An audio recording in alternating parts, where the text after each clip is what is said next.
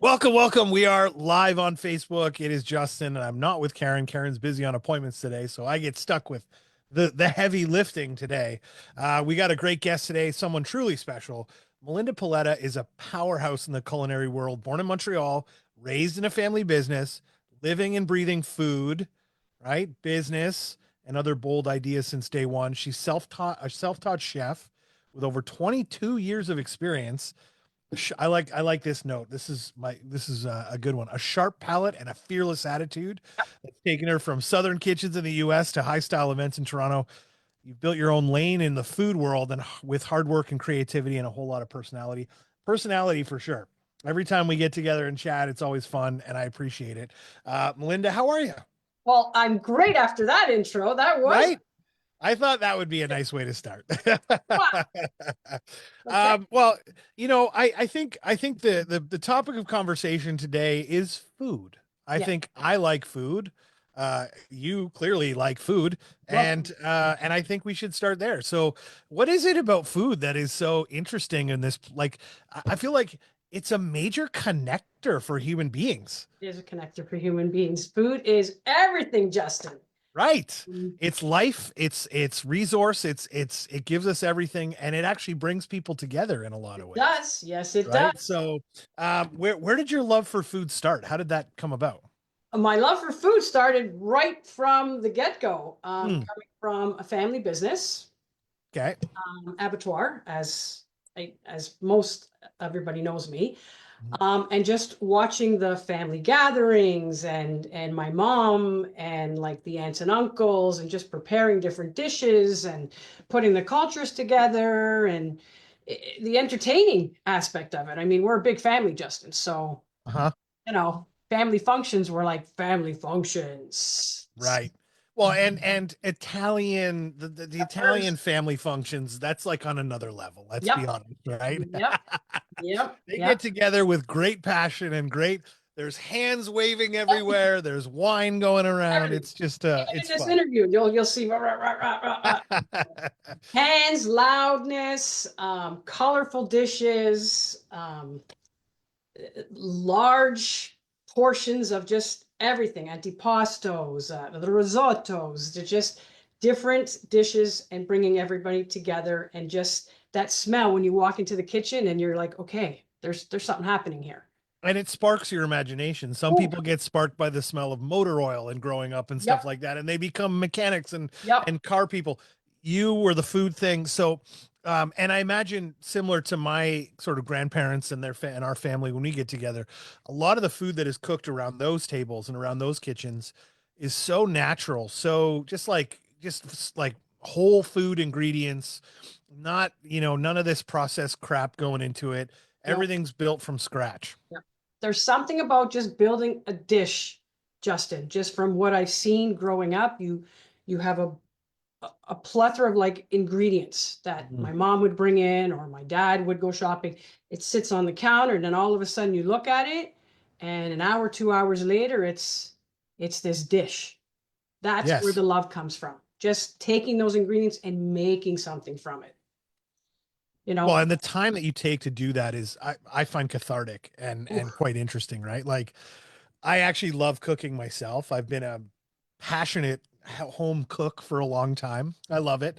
And the kids love some. Actually, we've just started grabbing fresh pizza dough from the brick oven in Burlington. Shout out to the brick oven, and we all know Rocco down there. mhm. And my kids started going away from the pizza at the store and just pizza and some of these other places, which Yeah. for the most part are pretty garbage, Mm, and building our own pizzas at home. yeah. So not only am I creating a family experience around the building of the pizza, Hmm. but Hmm. I'm providing them with fresh ingredients that are healthier than probably some of the stuff we're getting in the store. For sure. And we're having a nice family event every time we do pizza night. Yeah. And what's it doing, Justin? Well, Bringing it's it together. bringing us together. Yeah, like it's as a family, we enjoy it. And my daughter gets so excited about wanting to put her food on the things on and the ingredients on. So it's fun. Food Mhm. is fun. And so where does that translate? Like what's the first thing you did to kind of step into, well, I'm going to do this as like a career path? Um, I'm going to tell you honestly, I don't really know. Well, I know where it started, but as far as a career path, um, I've always just been very interested in again, like I said, the ingredients. So watching from farm to table, technically in the abattoir industry, Mhm. and then kind of taking that and moving it over into other things. So I lived in the States for a bit, watching all that Southern cuisine kind of be brought to the table, which was a lot for me because they're like Italians. They're very like, hey, honey, come to the table. And and I kind of just grew it from there. Then went into, catering, the wedding industry, Mm. just doing things creatively, going into the bakeries, just kind of step by step by step, like almost like it's going to sound funny, like a cake, like a layer, Layers of the cake. layer, Yeah. layer. Yeah. And then I went into like the venue industry and figured, okay, let's try this and do everything at once with the weddings, the bed and breakfast, the bakery. And it just kind of went from there and I loved it. That's So amazing. And we've gotten to a point now where uh, do you currently have a hospitality business that you run, no? I do have a hospitality industry I run. I'm phasing off a bit, just because we've gone into another route now with that. Again, with the pivoting of everything. So I'm slowly kind of getting out of it and going into, um, the TV show and, a bit of our food products that are slowly getting into the supermarkets that I'm now getting my son into. Because And so now it's become an even bigger family business. So that's the right. TV, talk about the TV show because that's what's interesting me the most. I'm super excited to talk about that because I've grown up. So I'll give you a little thing. I grew up. I loved watching Food Network and these Yep. shows, and my wife and I almost our whole relation, not our whole relationship, but a big portion of our relationship was watching Food Network when we were together. Sometimes we would sit and watch Food Network and Right. sometimes do the dishes and things, especially more the holiday season. Food Network Yep. shows are particularly a big deal for us. Hmm. At one point, I was actually I had a camera people and a producer show up to video me at my house, and they approved me to go on a show called is it called Come Dine with Me, where a bunch of people go into I other remember that people's show. houses and they make Yes, meals. Yeah. I So remember that. I was approved to go on that show, and the reason why I declined it was because I was like, they wanted me for an entire week, right? Oh, Which, okay, I get it, on TV you're an entire week and all that right. stuff, but it was like the outcome was very like there wasn't a massive ROI for me to Yeah. do that, Yeah. especially considering I needed to kick my family out of the house for 2 days when they came to my house. So it was a very difficult process for me to decide, but I was like, yeah, I can't do it. But Yeah. I had a camera person come to my house and film me cooking my meal That's that I cooked, awesome. and it was really fun and interesting. So you've actually created, like, you've brought that to life for yourself. Tell me Mhm. about that. So again, the show came about. Again, I had to pivot. Yeah. I had a venue, and the venue just wasn't going too well because of that C word. Mm-hmm. Um, I had to figure out a way to kind of keep going and keep that food kind of thing going with me. So I came up with basil and sage. Yeah, You're in real estate, so what's the one room we all kind of go to in the house? that's right. Kitchen. That's right. The kitchen. So I brought the cooking and spirituality and sandwiched it into one. And I brought in mediums, tarot card readers, people that read tea leaves, and just kind of started to speak about the other side of life, which has always been a kind of weird little fascination with me too. So between the food and, that spirituality of what's on the other side type of thing, I sandwiched them together, made a Mhm. beautiful sandwich, and basil and sage got brought to life. So the That's basil really is cool. me, I'm the Italian side of it, and the sage is the mediums and the spiritual people that come in. And we just have an awesome show. We're in our second season. We're on Bell Media. We have our YouTube, which is Basil and Sage, and our website, and so on and so forth. And it's just a fun show about learning how to cook and learning about spirituality, bringing in people that maybe somebody wants to talk to. The show doesn't always have, people come through, but we do have the odd Moment. yeah, and it's wild. Uh, Wild. because I say this all the time, I had my dad pass away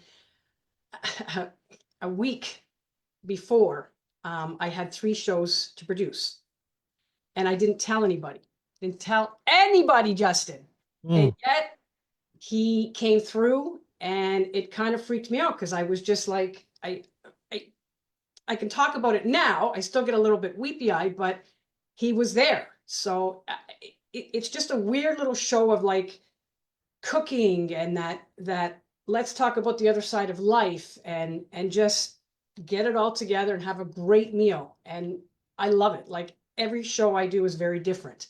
I have a different person, a different guest every time, and it's just fun. It's just a fun show. It's a really cool concept because, again, speaking about food, food is a wonderful medium to allow us to communicate with each other and bring us together, which we've discussed.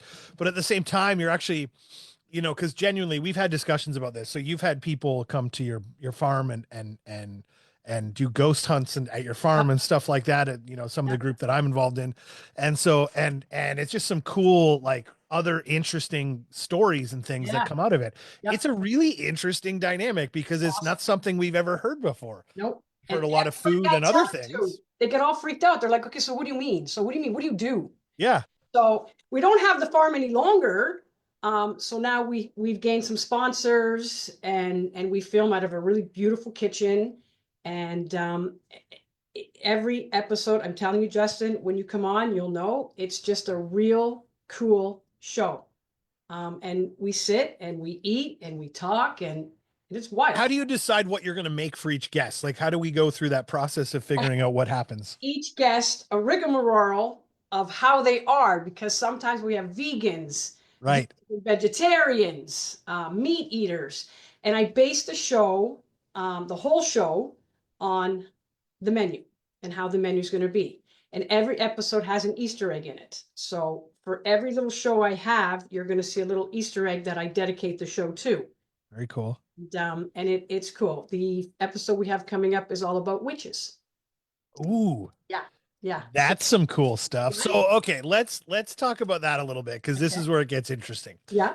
So, you've had your dad show up, Yep. right? You've had your dad show up and help you out on your first set of shows or those shows. Yeah. Yeah. Um, Anything else interesting? Do you have any cool ghost stories of other things happening to you, especially at the farm? You had a farm that had Not to me, but they have happened to people that have been on the show, uh-huh. or even some of the producers. Like a medium will come on, and right away she'll be like, "I smell lavender," and it was one of the producers' moms that had passed away, No way. and he freaked out. He was like, "Oh my God, what is all this about?" We've had another lady come on, and she mentioned the transitions that one of the other guests was going through. She was bang on, Justin. She Wow. was bang on. We've had some kids come on, because kids are very intuitive. I mean, again, we talk about your third eye, right? So they Mhm. go in, they're not blocked like some of us are. Yeah, Um, they're wide open, very malleable to these things, yeah. right? Totally understandable. So yeah, it's just like I said, it's just one of those things where it's an odd show, but it's intuitive, and it gets people thinking, and Well, we it's want to connecting two different worlds that you wouldn't otherwise expect to be nope, connected, quite frankly. nope, nope. You've got the food world and the paranormal, let's call it, or there's various different words for it. But yeah, Yeah. very interesting It's concept. I love it. a cool little concept. Like I said, some people get it, some people don't, but you don't have to. Just come to Okay, so I'm excited now. So what how do I get on your show and you're how do coming we do on. this? Because I am excited about this now. So we So have an episode coming up in June. So I'm going to give you a call. Come and sit in the audience and awesome. get out. And we'll have a blast, man. That's Well, it. I'm coming to sit in June. I'm coming. It's my birthday month.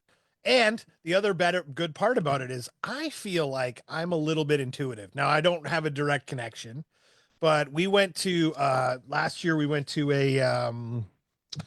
It was like a pioneer village north of here, out near Milton, Okay. just north of Milton.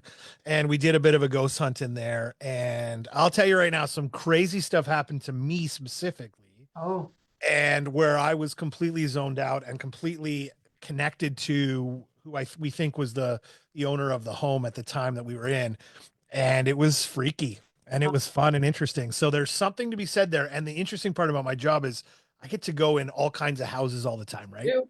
Yes, you And do. my favorite part is going into these old century homes Problem. that have this tons of history, tons of life that has been lived in them. Yeah. And you walk in and you can just feel there's something Oh in the yeah. air, you know, Oh yeah. and I can feel that. And other people will walk through the house completely oblivious. Hmm. Hmm. But I walk in and there's a sense there that there's things happening there that you wouldn't understand otherwise. Yeah. Actually, we were in a house, century home, probably about a month ago. My client's best friend had just passed away 3 weeks before. Oh my. And we're in this house, walking through. The lights are all fine on. It's nighttime, dark, but the lights are all on in the house.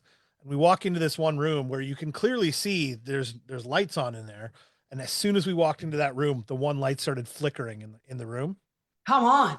Yeah, and my client was convinced that it was not, because we had no way to Electric. verify this, but she was convinced it was her friend hanging out, walking through the house with her to help Oh, her choose the house. see what I mean? Right. Yeah. See? So, and the light literally, as soon as we left the room, stopped flickering.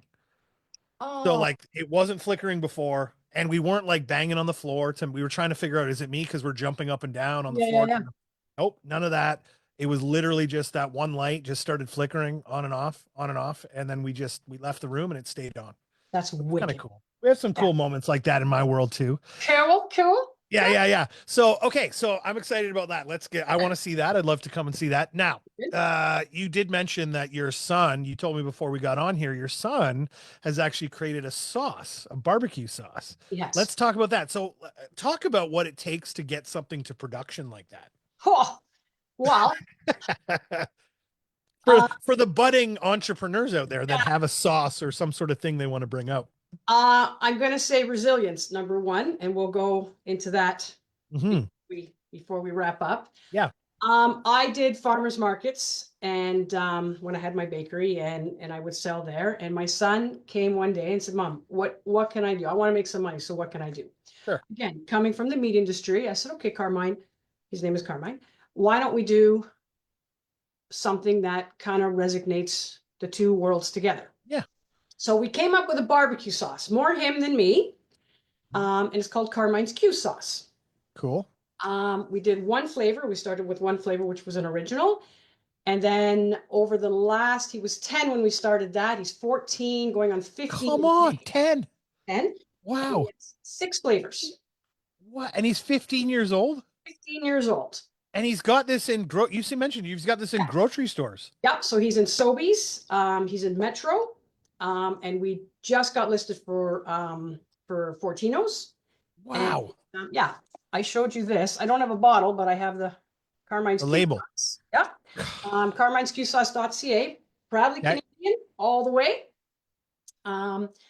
And his first one was original. Then we came up with Canadian Kids. He's got Firemouth, Smoke and Slapshot. He based the names around him and his hockey because he likes. Cool. Yeah. Really cool. He loves it. Check it out. That's all. Now I'm just pissed off at my kid for being 15 and 17 and not having any of their own product line. Let's be honest. Born and bred like that, right? So I had to say, Carmine, get in there, buddy. Get Yeah. it. So, And okay, so I mean, okay, 10-year-old kid wants to make a sauce. yep. Is he just testing out things, putting stuff together? You're helping him with the We did basics in the behind it? beginning. Yep, we did in the beginning, and then we did a couple farmers markets, and Yeah. he realized, It's working. It's Yeah. moving. There's cash coming in. Yeah. He got even more excited. Wow. So started to do them every Saturday, and then we just kind of said, okay, how are we going to make this work? So we kind of tested, and then had to go to a small facility to get started. Now That was going to be my next question. So you now go to a facility, Yep. you give them an ingredient list, they put it all together and bang it out for you, and the labels get printed and we put did. on and everything. And We put it in. The labels are all done. Carmine had a lot of play in how he wanted them to look. Sure. And we moved from there, Justin. We didn't rush it. We took our time, and it's going well so far. So good for That's amazing. yeah, I am highly impressed, always highly impressed by young people that want to do things like this and that end up doing cool stuff like this. yeah, yeah, yeah. This is another way and another reason why food is so interesting because again, you and him had that connection to be able to do that together, right? And now he's connecting other people together and creating experiences for other people too, which is really neat. Yep. You know, it's such a dynamic thing, food, really, in a cool way, where it has so many different overarching you know, sort of ways of it of sort of, you know, building our lives, Mhm. and all these little pieces that come together. It's so cool. It's So we'll put all the links for the Q sauce and for basil and sage down below. sure. I know my wife's probably sitting upstairs already, probably having done it, quite frankly. Every time I say we're gonna do it, and then I get off, and it's like, oh, it's already done. So it's all good. She's right Um, on top of things. well, listen, the the bonus piece to this little food situation is Yes, everybody's got a cookbook, right? yes. All right. So we also have a cookbook coming out. Oh, Okay. But the cookbook is a cookbook with a weird little twist to it as well, just like the show. nothing's just normal for Okay? you. With me, nothing is normal. So we're working on it. We're almost there. It's called Recipe for Resilience. Okay. And it's a bunch of recipes that I grew up with, recipes we've put on the show. Some of them are with my son. And it just kind of shows the resilience you have to kind of keep forward and keep moving and keep doing what you're doing, even though people say, don't bother, it's not going to work, it's a mess. Keep going. And it's a really good book. It's a cookbook, but there's a story in it as well. That's really cool. There's a cliche there that everyone knows, which is that keep going, you know, just keep Yep. pushing, just keep going. And that resilience, but it's real. It It's is genuinely real. very You real. know, you could easily roll over and die and give up. Mhm. And where's that going to leave you? It's nowhere. Nowhere. So you might as well just keep going, Yep. right? Just At keep this pushing point, along. Just why not? yeah, just keep pushing along. Yep. Very cool, very cool. Well, Linda, this is running up against our 30 minutes here. I know this was fast. It goes fast when you're having fun, that's for sure. So we'll have all the links below. Obviously, there's a YouTube link to be able to watch previous episodes of your Chris? show, I'm assuming. Chris? Yep. Basil and Sage, which again will very already likely be below in the comments. And we'll go from there. But yeah, no, I'm super excited to come out and check out your show and have some time to visit with you and see what you're doing. And hopefully I get to taste some food. Oh, you will. Oh, okay, good. Yeah, that's like I won't come if you're not going to give me food. No, we have to feed you. We have to feed everybody on the show. Love it. Love it. Awesome. All right, Melinda, that's been great. I will we'll say goodbye for now and we'll see you on the flip side. I'm just going to See you turn it on. soon.